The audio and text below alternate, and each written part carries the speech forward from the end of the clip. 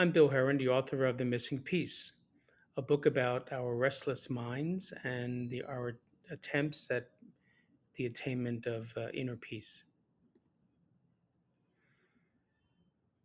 Today's reading is February 1st. The topic of today's reading is Who Am I? And the quote for today is by Eckhart Tolle.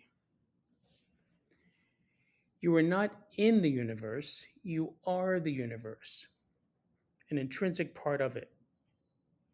Ultimately,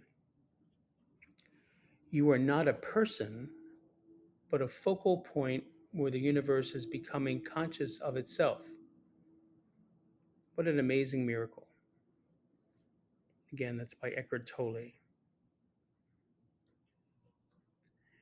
The question of who am I is probably one of the most basic and defining inquiries we can have as human beings. The answer may be different depending on who we ask. Maybe you can ask a psychologist, a biologist, a priest, an economist, a poet, a geneticist, a politician, you name it. All would have different statements in response to this seminal question.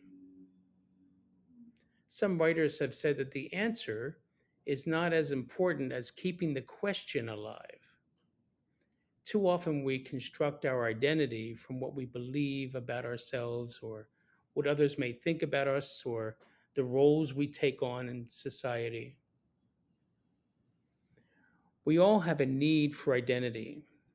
However, in our 21st century culture, we often feel a need to create an identity as if there was not one there in the first place. Through a maybe through professional training or your marital status or parenting, wealth status, social connections, etc. What is the most that defines us? Is it our ethnicity, our sexual identity, our height, weight, our gender, our age, what we believe, our religion? While each of these aspects of ourselves points to something related to our identity, the constructed identity always falls short of fulfilling a satisfactory and an enriching answer to our questions. Since these ego based solutions are both capricious and whimsical, we truly are not our careers. We are not our marital status or parental status. We're not our wealth. We're not our gender. We're not our friends that we choose. I would propose that we are much greater than all of these. At its core, our identity is interdependent with others' identities.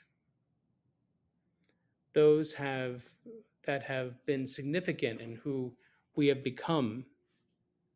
Over time, we develop a certain presence. Some may call it an aura or a spirit. The inquiry about who I am remains the most important task. Its ontology or basic awareness of our existence helps in this quest to become meaningful and useful for many reasons, the least of which is what I see as value in the world and in others, and how I proceed in the personal, social, and even spiritual spheres of my life.